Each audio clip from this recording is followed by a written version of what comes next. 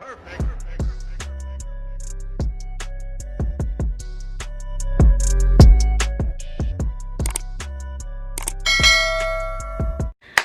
is up, K Mafia? It's your girl Lil Keita, and I'm back with another video.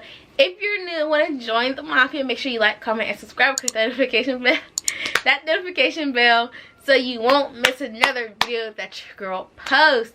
As you can see by the title, this is the 9th episode of Small Talk.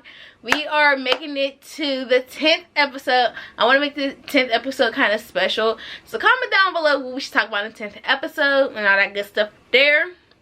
And yeah, I'm excited about this 10th episode. That was like a hard punch. I'm excited about the 10th episode, and I think it's gonna be awesome. But welcome to episode 9. I think I want to make, like, for my small talks, I want to make like another intro just for my small talks and just have my regular intro for my, you know, vlogs, channel talk, that stuff. Tell me what you think about that idea. I think I'm gonna end up doing it, but that's what it's gonna be. Yeah, so as you can see by the title, like I said, Small Talk episode 9, we are going to be talking about relationships. So I asked on both of my Instagrams, my main Instagram and my YouTube Instagram, questions about relationships. What questions you guys have. I mean, I know, like, for me, I be wanting to ask like other couples, like, how do y'all deal with certain things, because the way I deal with it might not be the same way, and you can either help me out or I can help you out. So I know a lot of people be doing that, so that's what I want to be doing today. My throat is so dry. Give me 1 second, I need some water. And I'm back. Woo! Good water. Okay. Alright, so like I said, I asked you guys questions on there.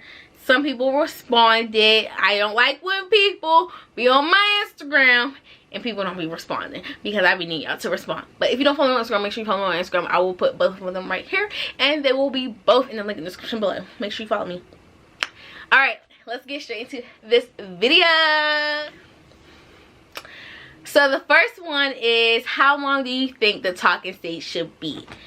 If you guys knew each other like for years, or you guys knew each other for a long time period, I think the talking stage should honestly not be years. It should be like a couple months. I say 4 to 5 months, just because y'all knew each other for years, but y'all trying something out and it's going to be new.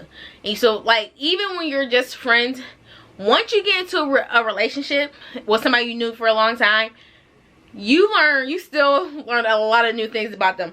So like I said, just to learn like something different about them, stuff like that, it should be like 4 to 5 months. But if y'all are just like now talking, liking each other, stuff like that, I'll give that 6 to a year. Just because, like I said, it takes a long time to know somebody and figure somebody out. No, I give it 6 to 8 months, because like, it's like, if you're just now meeting that person and you're just now like getting to know that person and learning all their stuff and stuff like that, I definitely think it should be like 6 to a year. But if y'all knew each other for a long time, I think it should be like 3 to 4 months, 3 to 5 months. I don't know. That's my take on it. If you feel like different way, or the talking stage shouldn't be that long or shouldn't be that short, let me know in the comments, because you never know. But yeah, and these are just my opinions. This nothing is correct. You know, everybody got their own opinion. This is just mine. 2, what's the key to a healthy relationship? Honestly, a key is communication. I can't stress this enough how big communication is. Like, in a relationship, you really have to communicate, because if you don't communicate the right way, things can get misinterpreted, and then like a little situation will turn into a big situation, and it didn't even have to go that far. It didn't have to take that far. Now, let me tell y'all, I know this, okay? Key to a healthy relationship, you need to communicate. That's number 1. Communicate. Another key I would say is, like, learn your partner, because like people really don't be knowing who they be dating. Like, you know them on the outside, but y'all really don't be knowing each other on the inside, and it shows. Like, just know your partner, know what they like to do. And it's little stuff, like, you don't gotta know big things. Like, just know, like, people, like, a lot of people get mad if you don't know their favorite color.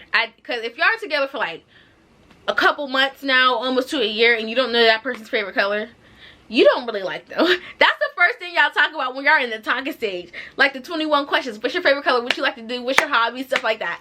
If you don't know your partner's favorite color, that's a problem. Another key I can say is bonding. A key to a relationship is having a good, strong bond. Like before I got with my boyfriend, the first, like during our talking stage, our bond was literally like, we was like best friends before we even got together. Like, so having that strong bond takes a long time, but it's also worth it, because like being that our bond was so strong and it still is strong, like I can do little things and like he won't get mad, if that makes sense. Like, because it, like, I don't know, like having a bond is like you could be in a relationship and not have a bond. If you have a bond though, that should be strong as hell. And you know, like, let me tell y'all, we was like this, like best friends. And yeah, so having that bond. But I would definitely say number one is communicate. You need to communicate. Do you believe, this is number 3, do you believe in multiple chances even if the same stuff happens? Like if y'all bond is strong. I just talked about this bond, right?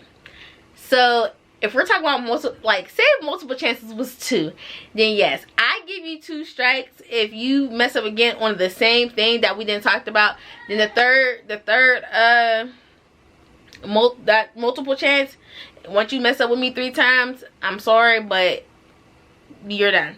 Just because like now you know what you're doing. It's not like you're doing this on an accident. You know what you're doing at this point. So like I said, if he did it like 2 times and it was the same thing, we're young at the end of the day, so it's okay. Alright, I'll dust it off my shoulder, go on by my day. But if it's a 3rd time and it's the same thing that keep occurring and we done talked about it and everything was done, and you do it again, that's when we're going to have a problem. That's when it's going to be an issue. But if it's happening more than 3 times, then yeah, I don't, like, if your bond is strong, that's cool, you know. But if it's more than 3 times and he keep doing it, that's a problem. Now we're gonna have a problem there, because no, especially if you're doing the same occurring thing. Like if it's like different things here and there, then all right. But if you're doing the same occurring thing, it's not a mistake. At this point, you know exactly what you're doing, and you're doing it on purpose. Now I'm gonna feel like you're doing it on purpose. Now we got an issue. Now we got a problem. You know.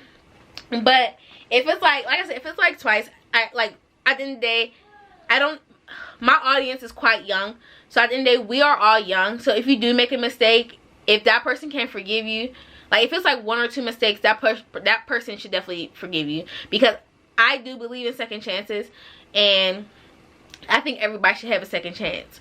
But if that person did it like multiple times, then y'all have to really have a sit down and talk, because twice, at this point, he knows what he's doing. So he or she knows what they're doing. So that needs to be talked about. But yeah, I mean, like I said, I believe in second chances. So if it's just twice, then I'll give you a 3rd chance. But if it's more than that, we gotta have a sit down, boo boo. That was number 3. Number 4 is, what do you do when y'all are mad at each other? Is it hard to get over it? If me and my boyfriend are arguing over something little, then no, it's not getting hard. It's not hard to get over.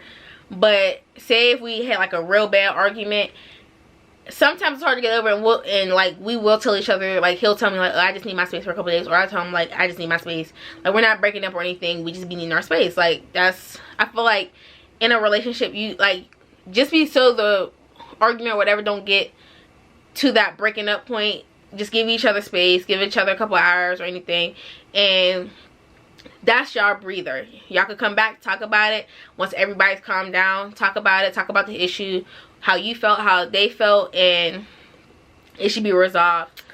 Before my camera rudely just cut off, but I was saying, we was on a question of what do you do when, I just said, you give each other space, you give each other time to cool off, to cool down before the argument gets worse and you can't fix it and y'all go to that breaking up stage. Definitely give each other a cool down period. That's a thing. You need to do it. All right, next question is number 5. What are some traditions you guys have? We really don't have traditions. I mean, if you want to have like a movie night every month, a tradition, I mean, we do that. Like before COVID happened, we would always like, if it was like every month, I either would pick a movie that month or he'll pick a movie that month, and we'll just go to the movies and see the movie.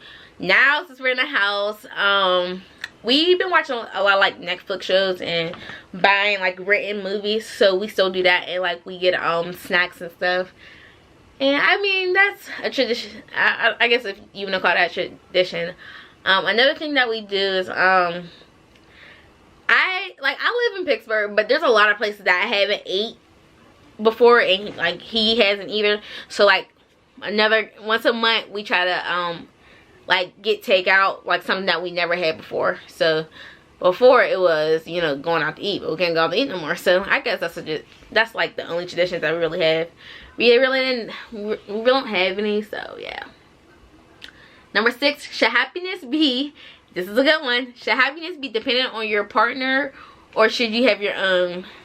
With happiness, I'm on this journey right now. I'm gonna tell you this journey that I'm on. I'm on a journey of finding my own peace and having inner peace. One thing I'm going to say, this is my opinion, like I said, you don't have to agree with me. You should have your own happiness. Your partner should just add on to that happiness. You can't be in a relationship and not have your own happiness. That's not going to work. Just like you can't be in a relationship and not love yourself. You have to have self-love, and you have to be happy. My partner makes me happy. Your partner should make you happy. That should just be a bonus. But you just should, I'm getting tongue tied here. You should definitely have your own happiness. That's a definite. Have your own happiness.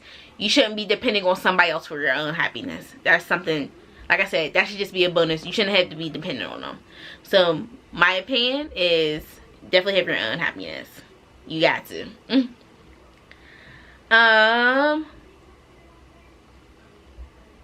7, how to remove yourself from a toxic relationship.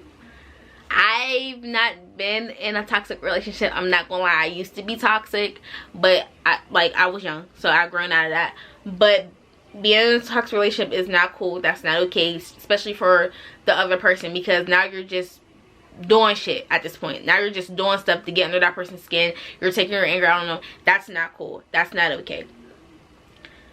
You should, like, if you feel like you're in a toxic relationship, or you know you're in a toxic relationship, it's hard. Love is blind. Love is blind.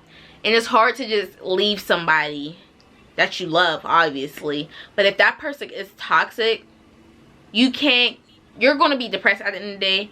You're going to be sad all the time. You can't keep being around somebody that's toxic, because obviously they're miserable and they're bringing you down.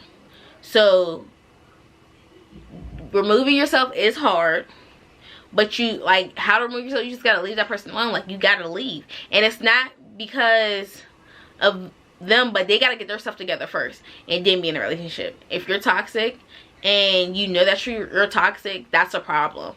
If you don't know, and like maybe like it's not a repeated thing, but like fix yourself. I would say self-evaluate yourself if you're a toxic person, and then to remove yourself, you just have to leave. Like, there's no way around it. Like, if you're in a toxic relationship, you have to leave. You can't keep being around somebody that's so toxic, because that bring you down. That's going to bring you down all the time. I know. How to communicate. This is number 9. How to communicate more with your partner. How to communicate more with your partner. I mean, it's not about communicating more. It's just really having that communication. Like, if y'all both have I'm not gonna lie, at first I really didn't have the communication skills in a relationship. Like, I would not express my feelings. Well, I would not express my feelings for real. He wasn't expressing his feelings for real. So if we're just mad, we're just gonna be mad for a couple days, because nobody at this point, nobody's not saying what's wrong or anything like that. But like, you have to communicate with your partner. I don't know how you would communicate more, but you already have to have that communication. Like I said, you have to have communication skills when you're in a relationship. Because like I said before, things can get misinterpreted, things get bad, and you don't want that. Number 10, this is the last one. How to move on from a long 5+ year relationship. Like I said, breaking up with somebody is hard. Like I said, this is me being with Rashawn is like my first real relationship. Everything in high school, middle school, that was nothing. But this is my first real relationship, and like we're on 5 years right now. And if we was to break up, it's going to be hard just because, like I said, he's damn near my best friend. And now we just broke up. It's not going to be easy. You're definitely going to have that month of sadness. You're going to probably be depressed. And I mean, it's normal. People think like you're just supposed to be Superman. I'm not saying just move on and just go hop from person to person. I'm not saying that. But people just think like breaking up with somebody is not hard. Like it's okay to be sad. Like people just like, oh, F him, da da da. Like if y'all been together for a long time and y'all just break up, that's going to take some time for you to get over. That's going to take some time for your partner to get over. Like at that point, they're just messing with somebody just to fill the void. But that shit hurts. Like I think moving on, it's going to take, like I said, it's going to take some time. And then you have to bring, like, because some people lose themselves in a relationship.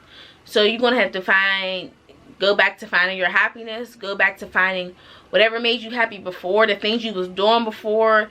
You have to go back and really find yourself to move on from a 5-year relationship. That's a long time. You invested 5 years of your life with somebody that you thought probably you was gonna be with forever, and if that just all in, it's gonna take, like, I'm gonna be honest, it's probably gonna take a month or a couple months to get over somebody, because 5 years are just gonna get over them like that. But you definitely have to find yourself again, find the things you love to do by yourself, or with, like, going back with your friends. Find stuff that you love to do, definitely. And like I said, find your happiness, find yourself again. That would be my advice moving on from a 5-year relationship. You know, definitely have a great support system. Definitely have great friends, because they can help you with that too. So this was my small talk on relationships. I hope you guys enjoyed this. I really enjoyed this because, like I said, hearing things from other people when you're in a relationship can be very helpful. I hope this was helpful for a lot of people. You know, that's what I'm here to do. Help people out. That's what I'm going to school for, you know. So yeah, that's today's video. If you're new, make sure, and you watch this whole video, make sure you like, comment, and subscribe, because notification bell so you don't miss another video your girl post. And I will see you guys in the next video. Thank you guys for watching.